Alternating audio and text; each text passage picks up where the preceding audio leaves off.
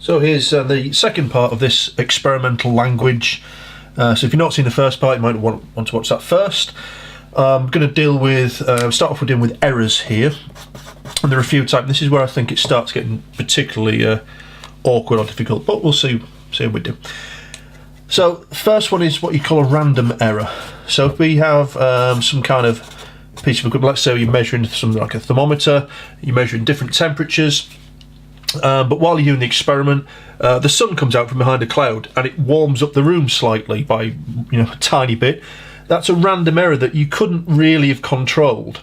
Or maybe, I don't know, you're doing something where you're measuring electric current and there's a fluctuation for some reason in the mains electricity and it gives you a slightly different reading on here. You don't have control over random errors, really. That's what I'm trying to get at here. And there's not a lot you can do with them, actually. If you keep repeating your results, you do repeat several times for the same at the same value, and your results are pretty close together, it might be an indicator that you don't have many random errors, but they're difficult to completely get rid of.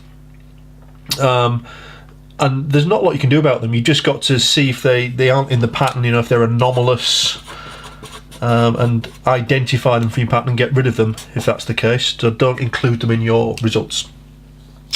A zero error is a particular type of error where it's probably best to think of it in terms of like a balance. So if you're measuring mass, but on your scale when there was nothing on there, it didn't read zero, it read slightly above zero.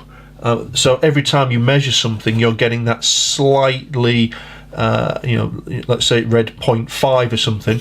Everything you read now has got that extra 0.5 on it. So that's a zero error. Your equipment does not go down to zero when it shouldn't be reading anything.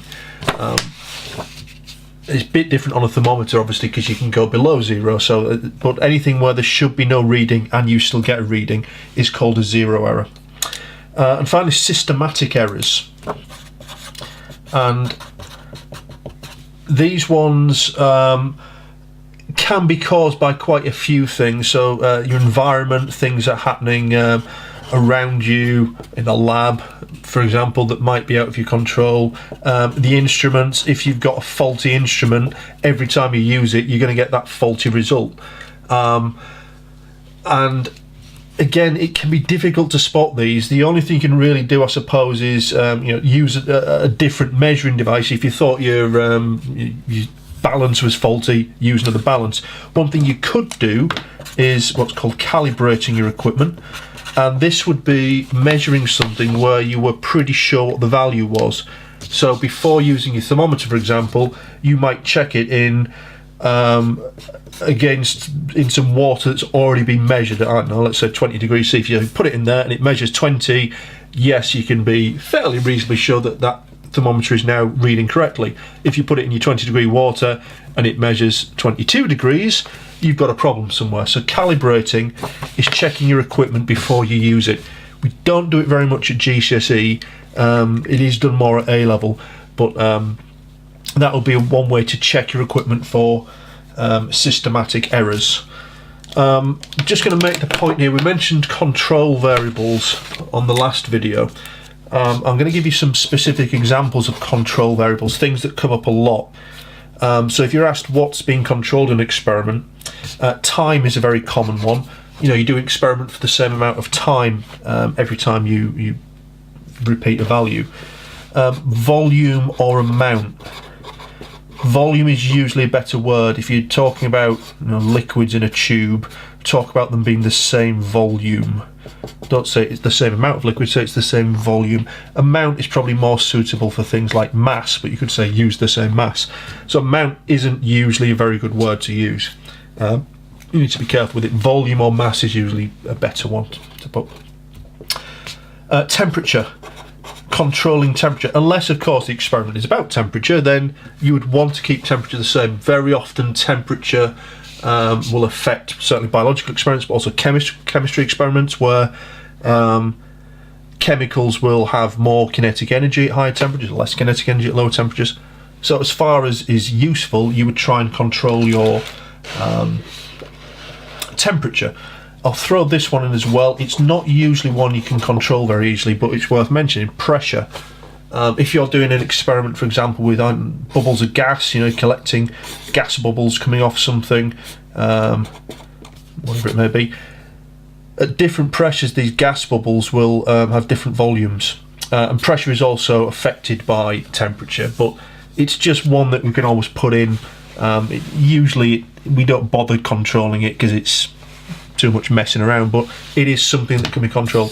So when you're talking about control variables, time, volume, temperatures and even pressures are quite common ones to come across. Finally, just a few values. This is a useful one, or a couple of useful terms.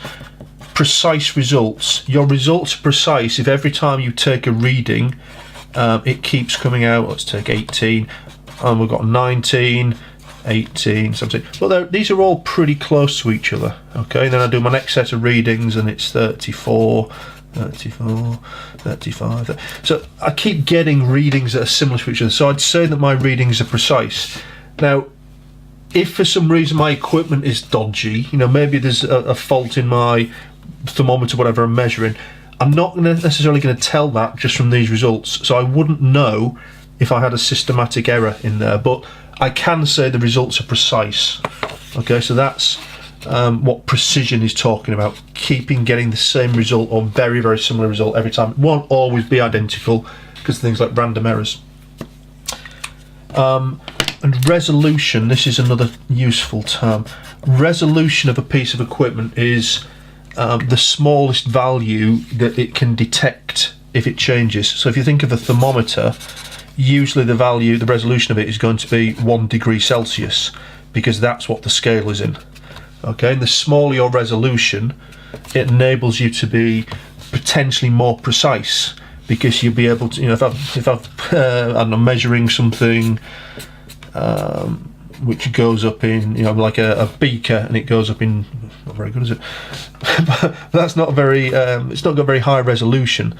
You know, I can't be sure where that level of water is. I could guess, but it's not a very high resolution. If I had a measuring cylinder, then it would be a high resolution. It allows me to be more accurate with my readings. Okay. And lastly, just to mention repeatable and reproducible. This is another sort of awkward one. If an experiment is repeatable, it means you could do it again and get the same results or very, very similar results.